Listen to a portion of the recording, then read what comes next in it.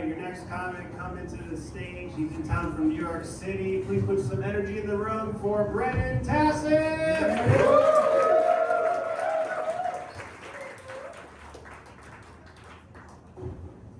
What's up, Denver? How's everybody doing? Good?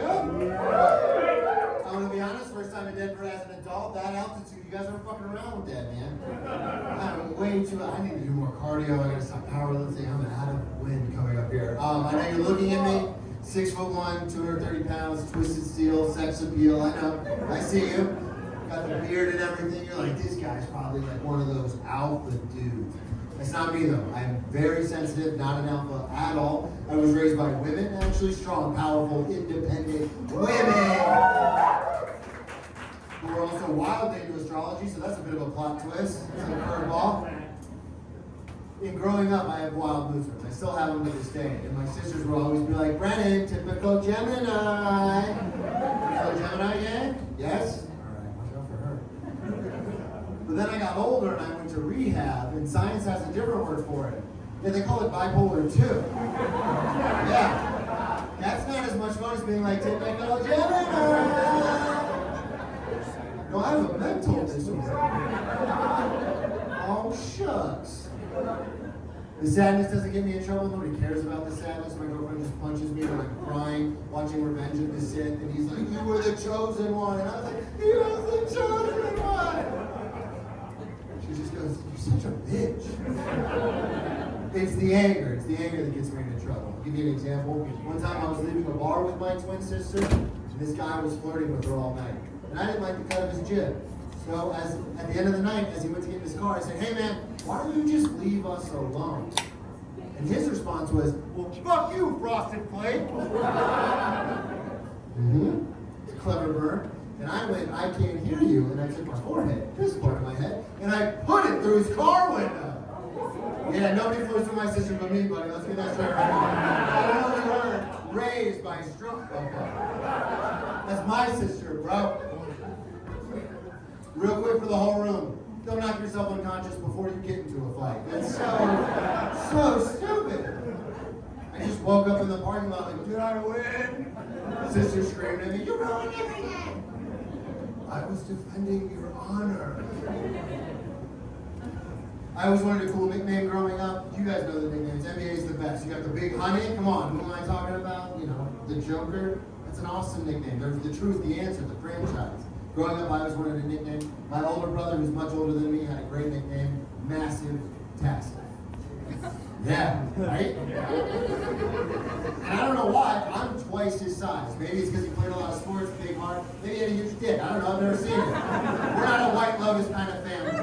And again, like I said, I was raised by women because my brother is so much older than me. So when I got into high school, I was like, man, that was like a decade ago. No one's going to remember that. I too will be Massive Tasseff. So first day, burst into the varsity football locker room, and I go, attention all! My nickname will be Massive Tasseff. I don't know if you guys know this, you're not allowed to pick your own nickname. That's a thing. That is a real thing in life. They just looked me up and down and went, no man, you're gonna be Fatty Tatty. Yeah! 4 years, Fatty Tatty, I had a song and everything. Fatty Tatty loves the coffee. You get the idea? I was taking it on senior night in front of my parents. That was fun. That's what I really knew. I was going to be a stand-up comedian. It is interesting though, because I got bullied a lot when I was younger, and then I got, get my growth spurt, started going to the gym a lot. My whole thing with the gym is I have to maintain this larger upper body to hide this weird, my 600-pound wife, lose skin thing I got going on. I lost like 100 pounds. I lost close to 100 pounds. And you have to say it that way. You have to say close to 100 pounds, because 80 just doesn't have the same oomph to it. You know what I mean? When I used to be on the dating apps, I would say I make close to $100,000 a year because, it's closer than further. It's not true at all. But it is technically closer. But yeah, so I go to the gym a lot now, but I hate cardio. My whole thing with cardio is I will only run if it is from a cop or for a coach. It's kind of a thing. Realistically, you have a gun and or a whistle. You get me to run around and do whatever you want. I don't know. I've been sober for a long time, but before I got sober, I had gotten into a lot of trouble. I've been arrested 8 times, which is a lot. I've been told by a lot of people. I did learn a lot of lessons, silver lining. It was all drug and alcohol related, possessions and DUIs and things like that. But I learned so many lessons. The biggest lesson I learned was it doesn't matter how much you look like a cop. They're not going to believe you. You know what I'm talking about, man. Come on, look at us. You too, man. All right. Let's keep it going. All right, hang on. Come on. All right. I wasn't going to leave it now. Yeah, you can't be like, Officer Stevens, my badge is in my other pants. They're not. No. Another thing I learned, don't quote the national anthem like it's a legally binding document. That's just a song, just so everybody knows. When they ask you for your license and registration, your response should not be, this is a little thing over the brain. Brain just got keys, so I'm not going to show you anything. They will not appreciate how much you value history. I can tell you that. There's pros and cons to being sober. I'm going to talk about the cons because that's the kind of comedian I am. Biggest con about being sober, this is the late show so I can talk about it. No more drunk sex. Don't need to have drunk sex anymore. I'm looking at all the couples in the room. You guys know what I'm talking about. You throw your inhibitions to the window. What do you want me to do? I don't know. What do you want me to do? It's always a point for me not to look anybody in the eye when I do that. When I used to do the bit, I used to get in real close, and then people were like, that's uncomfortable. Stop doing that. But yeah, I'm just a can of vulnerability I opened up here, but I am a former divisional college athlete, but I will be truthful. I like stuff done to my butt, minute myself, judge me for it, whatever. But you will never know how insecure you are until you are stone sober, having sex, not asking for butt stuff. What you're going to do is you'll write a bit about it. And then you'll invite your girlfriend to a show at the Comedy Lounge in Denver. So she finally knows you're the butt stuff. Right? Thank you. She is not here tonight, but she has heard that bit so many times. And her response is always the same. Is that true? Are you really into butt stuff? That's the whole point of the bit! Yes! But I never even tell you that. I have to relapse before we talk about it.